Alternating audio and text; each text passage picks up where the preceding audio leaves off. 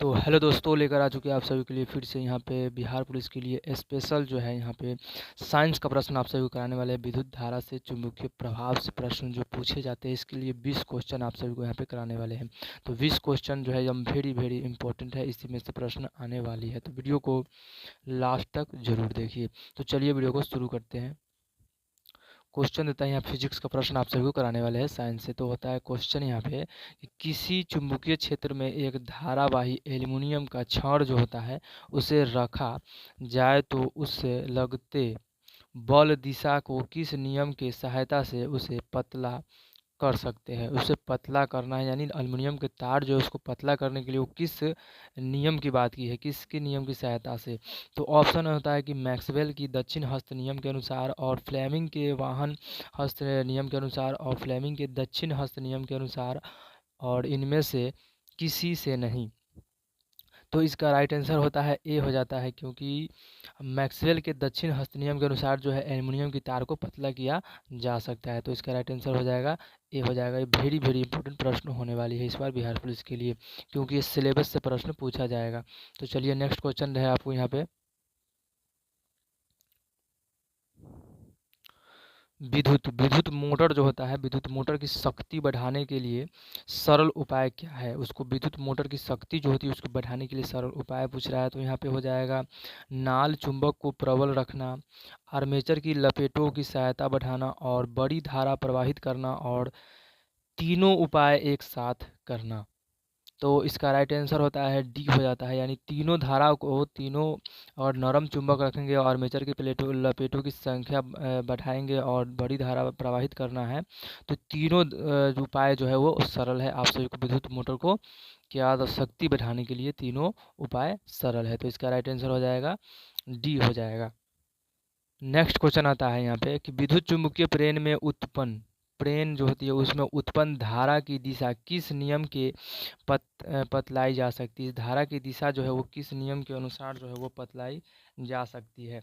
तो option A होता है मैक्सवेल के दक्षिण हस्त नियम के अनुसार, बी होता है फ्लेमिंग वाम हस्त नियम के अनुसार, और फ्लेमिंग दक्षिण हस्त नियम के अनुसार, और डी होता है इनमें से कोई नहीं। तो इसका राइट आंसर हो जाएगा सी हो जाएगा।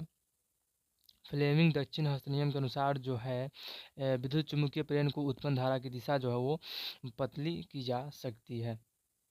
नेक्स्ट क्वेश्चन आता है यहाँ पे कि विद्युत धारा के कारण उत्पन्न चुंबकीय क्षेत्र की दिशा जो है होती है, क्षेत्र की दिशा जो है, ऑप्शन ए होता है कि मैक्सवेल दक्षिण हस्त नियम के अनुसार ज्ञात की जा सकती है।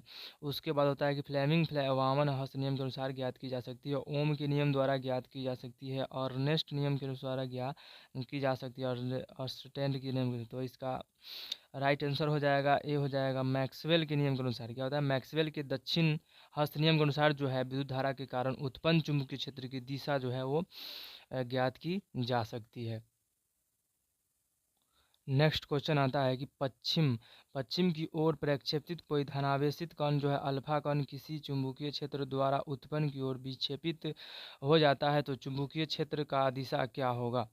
ऑप्शन ए होता है दक्षिण की ओर, और बी होता है पूर्व की ओर, सी होता है अधोमुखी की ओर, डी होता है ऊपरीमुखी की ओर। तो इसका राइट आंसर होता है डी होता है ऊपरी मुखी की ओर जो है ये पश्चिम की ओर प्रक्षेपित धनावेशित की जा सकती है। तो इसका राइट आंसर हो जाएगा डी हो जाएगा। 2018 में प्रश्न जो ये पूछा गया है, तो वेरी इंपॉर्टेंट होने वाली है। नेक्स्ट क्वेश्चन आता है कि घरेलू विद्युत परिपथ में उदासीन तार जो होता है रंग कैसा होता है। विद्युत जो है वो घर की परिपथ में जो विद्युत होता है उसका उदासीन तार का रंग पूछा है वो कैसा होता है। ऑप्शन ए होता है कि लाल होता है, बी होता है हरा होता है, और सी होता है काला होता है, डी होता है पीला होता है। तो इसका राइट आंसर होता है सी, यानी काला होता है। इसका घरेलू विद्युत परिपथ में उदासीन तार का जो रंग होता है वो काला होता है। और हमारे घरों में जो विद्युत जो वायर है और तार जो है बॉल बढ़ती है, पंखा चलती है, वो कौन सी क्रम होती है, एक श्रेणी क्रम होती है और दूसरा होती है समांतर क्रम। तो हमारे घरों में जो वायर जो लाइन जो विद्युत धारा गई वो कौन सी क्रम में आती है, तो समांतर क्रम में जाती है। प्रश्न बहुत बार पूछा गया प्रश्न, और ये वेरी इंपॉर्टेंट सवाल है। तो समांतर क्रम में हमारे विद्युत जो वायर है वो समांतर क्रम में गई है। नेक्स्ट क्वेश्चन आता है कि किस युक्ति युक्ति में विभक्त वलय दिक् परिवर्तन का कार्य करती है। तो ऑप्शन ए होता है कि विद्युत जनित्र में, विद्युत मोटर में, और सी होता है गैल्वेनोमीटर में, और डी होता है वोल्ट मीटर में। तो विद्युत युक्ति विभव की विभक्त बात की है तो किस परिवर्तन कार्य करता है? तो ऑप्शन ए होता है कि विद्युत जनित्र में जो कार्य करता है। किसमें? तो विद्युत जनित्र में। इसका राइट आंसर होता है ए, यानी विद्युत जनित्र में हम विभक्त वलय दिक् परिवर्तन का कार्य करता है। उसके बाद आता है नेक्स्ट क्वेश्चन यहाँ पे, किसी विद्युत धारावाही सीधी लंबी परिनालिका को भीतर जो है चुंबकीय क्षेत्र जो है वो है सभी बिंदुओं पर समान होना, शून्य होता है, परिनालिका के सिरे की ओर जाने पर बढ़ता है, परिनालिका के सिरे की ओर जाने पर घटता है। तो इसका राइट आंसर हो जाएगा, ये हो जाएगा कि सभी बिंदुओं जो है पर समान होना। क्या? सभी बिंदुओं पर समान होना। विद्युत धारावाही की सीधी लंबी रेखा परिनालिका तो भीतर की चुंबकीय क्षेत्र जो है वो सभी बिंदुओं पर समान होती है। नेक्स्ट क्वेश्चन है कि विद्युत चुंबक एक डैश है। विद्युत चुंबक जो होता है एक डैश है। अस्थायी चुंबक, अस्थायी चुंबक, प्रबल चुंबक और विद्युत चुंबक। तो इसका राइट आंसर होता है वी, होता है अस्थायी चुंबक होता है। क्या होता है? अस्थायी चुंबक होता है। विद्युत चुंबक जो होता है एक अस्थायी चुंबक होता है।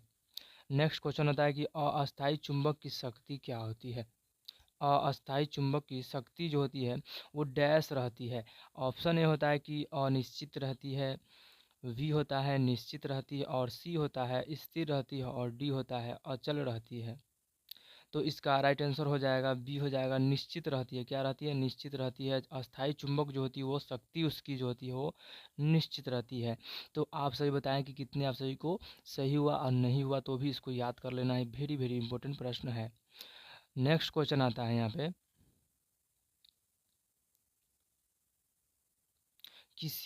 किसी छड़ चुंबक के अंदर चुंबकीय क्षेत्र में रेखाओं की दिशा क्या होती है? किसी छड़ चुंबक जो होती है उसकी चुंबकीय क्षेत्र में रेखाओं की दिशा जो होती है वो क्या होती है? ऑप्शन ये होता है कि उत्तर से दक्षिण ध्रुव होती है, दक्षिण ध्रुव से उत्तर ध्रुव होती है, और उत्तर ध्रुव से पश्चिम ध्रुव होती है, और डी होता है कि दक्षिण ध्रुव से पश्चिम ध्रुव होती है।